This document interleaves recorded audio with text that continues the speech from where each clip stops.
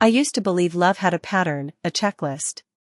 You meet someone within your social class, maybe from work, school, or family introductions. You date, impress each other with mutual interests, take pictures for Instagram, then eventually settle into a predictable rhythm. That was the kind of love I was prepared for. What I didn't expect was to fall for the man who opened my car door every morning. The first day I met Michael, it was raining. Not just a drizzle, the sky looked like it had split open, and Lagos traffic had gone mad, as usual. I was running late for a meeting with a foreign investor and was already in a sour mood when my father's voice rang out in the hallway. Amaka. Your new driver is outside. Don't keep him waiting. I hated the idea of a personal driver. I was 26, independent, and believed I could handle my own car. But after a minor accident and relentless pressure from my overprotective dad, I gave in. Michael was standing by the door, tall, clean-shaven, in a simple but crisp white shirt and black trousers.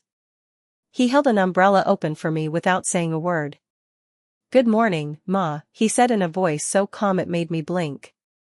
I nodded stiffly, got in, and buried my head in my phone. I didn't even thank him.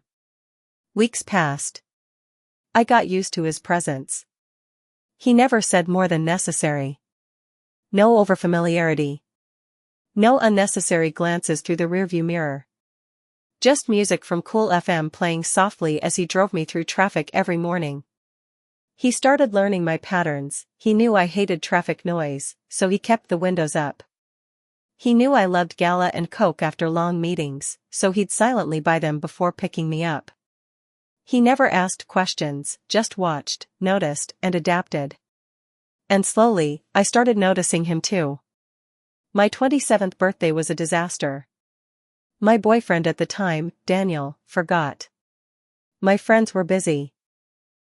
I sat alone at my favorite restaurant, pretending to be fine as I scrolled through old pictures.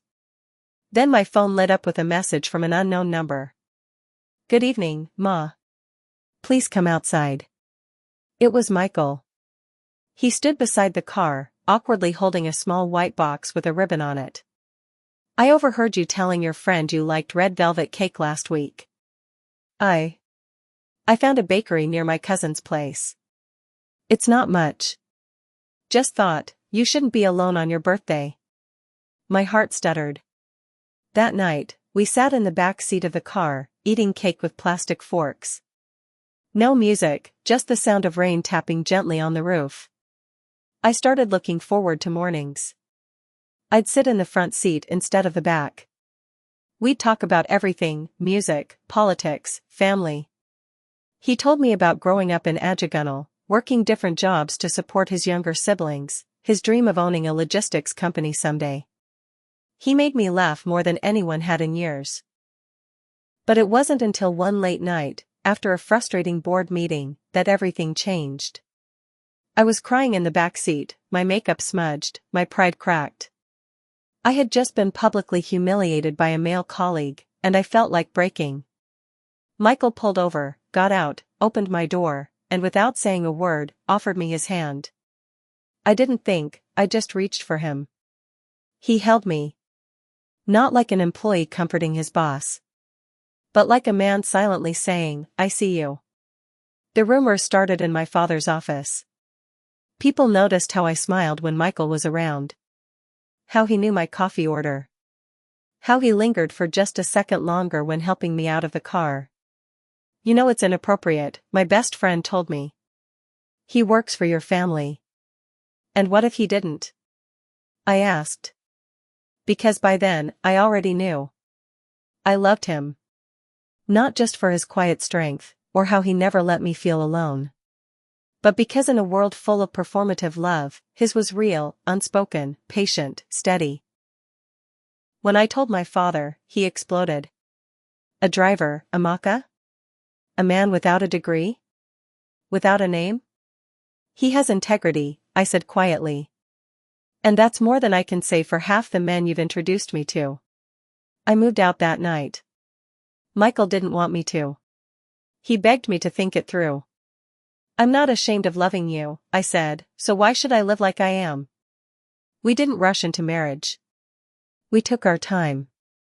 He quit working for my family and started his delivery business with a small loan I helped him get. I helped him set up a website, and he helped me build a heart that could take risks again. We had fights, fears, and family drama. But we also had trust. Now, 2 years later, I sometimes sit in the passenger seat of his van during deliveries just for fun. People still stare. Some whisper. But all I see is a man who chose me even when I had walls around my heart. A man who never tried to impress, just tried to understand. Love didn't come to me in a mansion or on a yacht. It came through city traffic. Through rainstorms and gala wrappers.